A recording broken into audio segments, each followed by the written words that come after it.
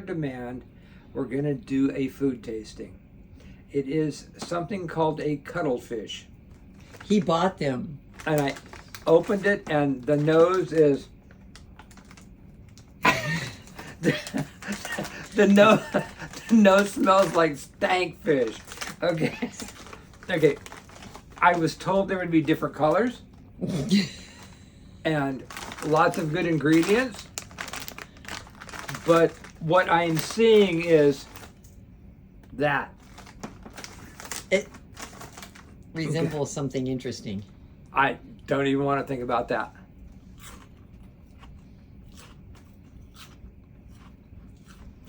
It doesn't really taste like anything, but there's some weird shit on my fingers. But, okay, it's good because it's good until the 29th of May 2025, so it will outlive us all.